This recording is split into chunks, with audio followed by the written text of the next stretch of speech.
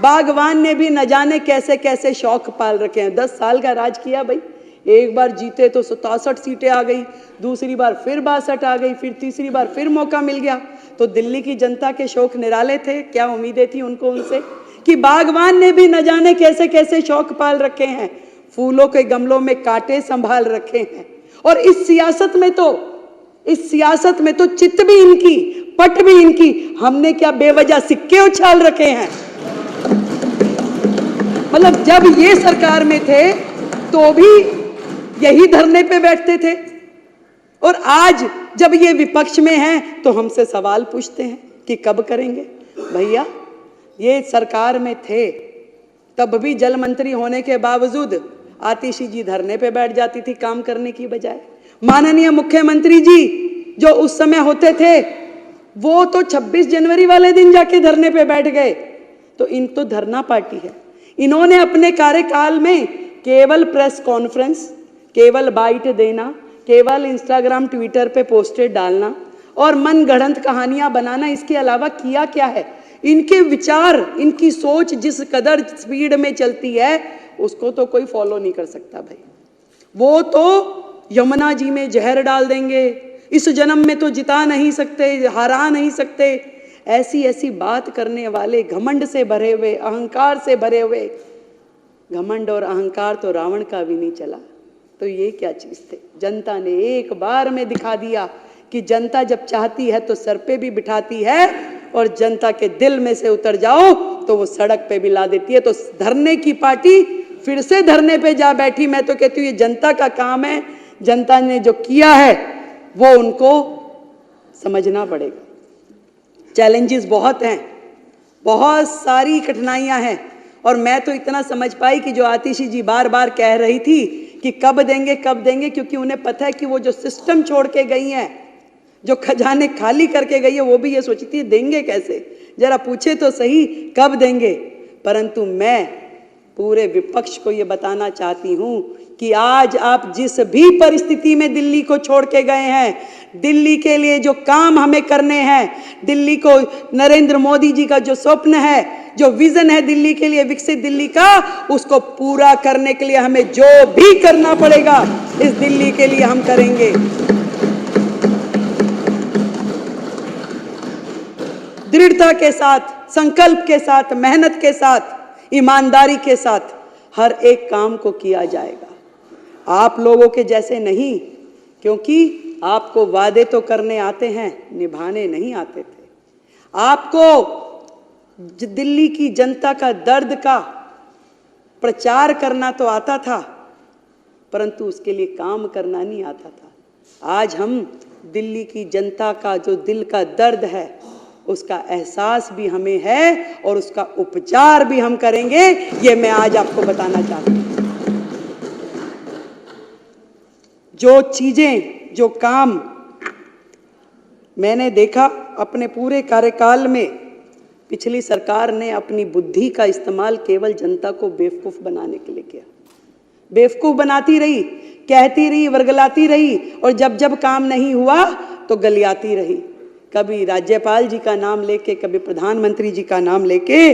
तो जनता ने सोचा कि भाई जब करना उन्होंने ही है तो उन्हीं के हाथों में सत्ता सौंप देते हैं। तो इस बार पूर्ण बहुमत की जो सरकार जनता ने बनाई है, दिल की गहराई से मैं दिल्ली की जनता का बहुत बहुत धन्यवाद करती हूँ। और कहना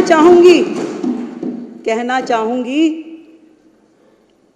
जितने काम दिल्ली में करने वाले हैं, देखिए केजरीवाल साहब ने अपना बंगला, अपना शीश महल तो बना लिया, पर ये नहीं सोचा कि लाखों लोग जो झुग्गियों में रहते हैं, जो सड़कों में रहते हैं, जिनके सर पे छत नहीं है, उनके लिए क्या करना है।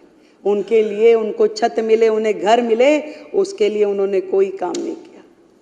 वो केजरीवाल साहब जो अपने घर का टॉयलेट बनाने के लिए करोड़ों रुपए खर्च देते हैं, दिल्ली के झुग्गीवासी किन शौचालयों का उपयोग कर रहे हैं। आज दिल्ली देश की राजधानी है, फिर भी दिल्ली में सबसे ज्यादा ओपन डेफिकेशन है। ये शर्मनाक हरकत, ये शर्मनाक काम का जिम्मेदार वो सरकार है जिसका राज पिछले इतने साल रहा। एक भी काम वो बताए कि उन्होंने अपने कार्यकाल में शुरू किया और उसे खत्म किया। बची कुची रोटियां, बचे कुचे टुकड़े जो शीला दीक्षित जी के समय के थे, उन्होंने केवल उसी का प्रचार प्रसार किया कि हमने ये कर दिया, हमने वो कर दिया। झूठा फ्रॉड शिक्षा का मॉडल, जिसमें बेचारे बच्चे फेल होते रहे, ड्रॉप आउट होते रहे, परंतु उनका भविष्य अधर में लटका रहा और ये अपना प्रोपोगंडा करते रहे, हमारा शिक्षा का मॉडल। दिल्ली की जनता से पूछो जाके, कौन सा शिक्षा मॉडल की बात कर रहे हैं। अभी आशीष भाई ने बताया कि कितने ज्यादा ये लोग केवल अपना सर्वस्व, मैं। केजरीवाल जी ने दिल्ली की जनता के बने हुए उन मकानों में उनको जाने नहीं दिया, उन झुग्गी वासियों को, क्योंकि वो मुख्यमंत्री आवास योजना के नाम से घोषित नहीं हुए। पैसा सरकार देगी, केंद्र की सरकार, नाम तुम्हारा देंगे भाई।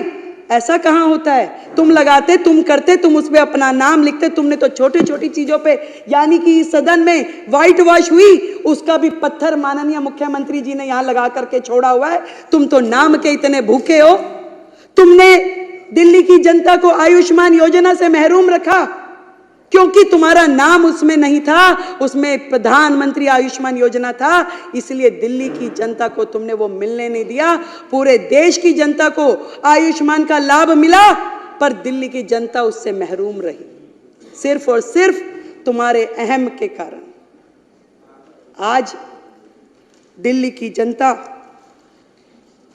बाट जो रही है कि कैसे दिल्ली आगे बढ़ेगी, दिल्ली में वो काम होंगे। मैंने बहुत सारे अधिकारियों से मेरी बात हुई, मतलब वो सरकार जो अपने ही अधिकारों को मारती पीटती थी, गाली गलौज करती थी, कैसे काम होते उस सरकार में? अपने ही चीफ सेक्रेटरी को घर में बंद करके पीटना, ये तो माननीय मुख्यमंत्री जी ही कर सकते थे। ऐसे लोग जो इस राज्य से कर वसूल करके दूसरे राज्यों में चुनाव में जाके खर्च करते थे, केवल एजेंडा था कलेक्शन हो जाए और उसके बाद खर्च कहाँ करना है वो कोई नहीं जानता था। मुझे जब मैंने ये CAG का रिपोर्ट प्रस्तुत किया तो रिपोर्टर्स ने पूछा कि 14 की 14 रिपोर्टें एक बार में क्यों नहीं प्रस्तुत करती हैं मुख्यमंत्री जी? मैंने कहा भाई एक कितनी भारी है, एक बार में करूंगी तो हमारे विधायकगण अपने घर रिपोर्ट लेके भी नहीं जा पाएंगे। इतनी भारी भारी रिपोर्टें, एक रिपोर्ट जिसका वजन पता नहीं, हो सकता है ये 3-4 किलो तो लग ही रहा है मुझे। तो इतने पेपर पढ़ना, उनको समझना, तो एक करके निकाल रहे हैं तो उनकी सांसें ऊपर नीचे हो रही है और उनकी इतनी हिम्मत नहीं है कि वो सदन में आके सामने बैठ सकें, उसे सुन सकें। उन्हें बहाना चाहिए था, तस्वीर नहीं लगी। मैं उनसे पूछना चाहती हूं, जो सरकार का एडमिनिस्ट्रेटिव हेड है, जो देश की राष्ट्रपति, क्या उनकी फोटो नहीं लगनी चाहिए? आज जिनके माननीय हमारे शहीद भगत सिंह, हमारे बाबा साहब, हम सब के पुरोधा हैं। हमने उनको सम्मानजनक, हमारे दिल में सम्मान है। जितना काम इस दिशा में कि बाबा साहब के सम्मान में देश भर में होना चाहिए, वो नरेंद्र मोदी सरकार ने किया है। आज तक किसी सरकार ने, ना किसी नेता ने इस सम्मान को उन्हें दिया जितना सम्मान मोदी सरकार ने बाबा साहब के चरणों में अर्पित किया है। वो लोग बातें करते हैं, फोटो नहीं लगाई, केवल मात्र बहाना कि मुझे तो लड़के जाना है, किस तरीके से मुझे यहाँ से बाहर निकले, क्योंकि वो सुन नहीं सकते थे जो बातें इस रिपोर्ट में लिखी हुई है, जो बातें एक विधायक यहाँ बोलेगा, उनकी हिम्मत नहीं थी वो सुनने की, इसलिए वो दौड़ गए कि भाग जाओ भैया, जो मर्जी बोले यहाँ पे, हम तो बचें। उनको काम क्या है? उनका काम है इस सदन में बैठे अपने चिंगू मिंगू के माध्यम से वीडियोस बनवाएं, उस वीडियो को प्रचारित करे, प्रसारित करे। एक वीडियो रिलीज हुआ प्रवेश जी, एक बुक्के था, अब बुक्के दे रहे थे, वो कह रहे जी एक बुक्के से मुख्यमंत्री जी ने कईयों को निपटा दिया। भाई मैं तो बनियों की लड़की हूं, मैं तो फजूल खर्ची कर नहीं सकती। इस दिल्ली में जनता का एक रुपया जो कि राजस्व के रूप में हमें मिलता है, एक भी रुपए का दुरुपयोग मैं होने नहीं दूंगी। आज इस सदन के माध्यम से मैं कहती हूं, भाई एक बुक्के इस्तेमाल कर लिया तो क्या गलती कर दी भाई? पैसा बचाया है, खराब तो नहीं किया। और ये भी बताना चाहूंगी कि जो भी लोग इस लूटपाट में, भ्रष्टाचार में लिप्त थे, एक भी व्यक्ति को छोड़ेंगे नहीं, एक एक पाई का जवाब देना पड़ेगा।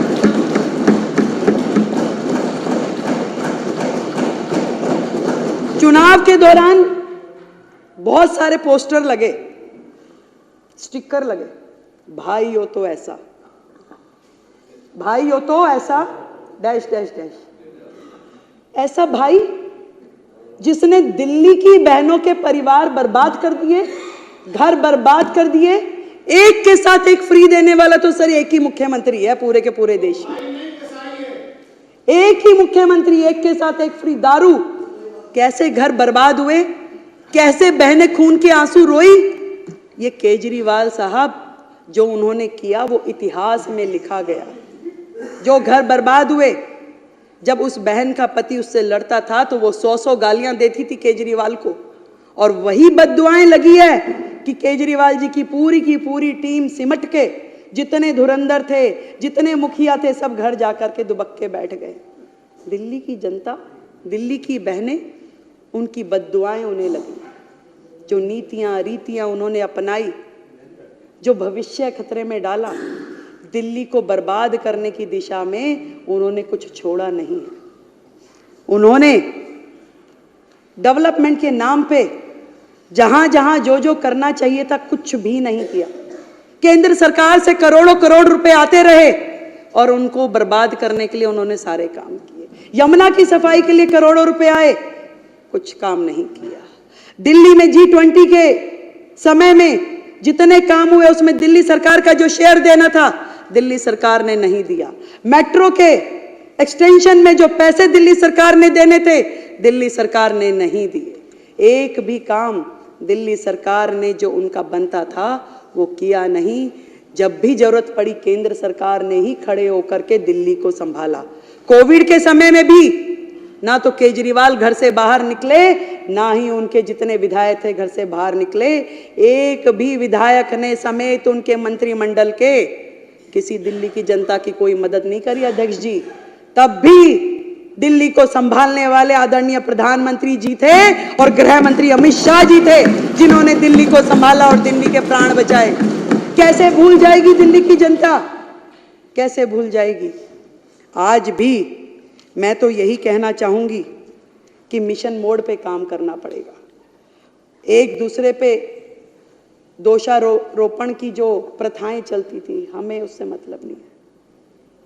मीडिया वाले मेरे को रास्ते चलते बाइट के लिए बोलते, मैं मना कर देती हूँ। मैं क्या, कुछ करने तो दो, पहले काम करूंगी उसके बाद बोलूंगी। और कोई बहाना नहीं, कोई किसी के ऊपर दोषारोपण नहीं, कोई मर्यादित व्यवहार नहीं, केवल और केवल काम। और उस काम के करते हुए दिल्ली में जो भी दिल्ली जिसकी अधिकारी है वो सारे के सारे अधिकार उनको देने हैं। यहाँ तक कि MCD का जो शेयर हमारा बनता है, आज इस सदन के माध्यम से मैं कहना चाहती हूँ कि 192 करोड़ रुपए जो दिल्ली नगर निगम का शेयर है वो हमने उनको ट्रांसफर करवा दिया। दिल्ली की जनता को बातों की सफाई, हाथ की सफाई नहीं चाहिए, दिल्ली को दिल्ली की सफाई चाहिए। इसलिए हम नगर निगम को पूरा का पूरा स्पेस देंगे कि वो जो काम उनके हैं उस काम को करने के लिए जो भी हमारी तरफ से हमारी जिम्मेवारी बनती है वो जरूर हम उनको करके देंगे, कहीं पे भी कोई कमी रखेंगे नहीं। और यहाँ तक कि पहले भी केंद्र सरकार ने पूरी मदद दिल्ली नगर निगम की भी की और दिल्ली सरकार की भी की। ये तो इनके मन में इनकी नीयत और नीति दोनों ही भ्रष्ट थी।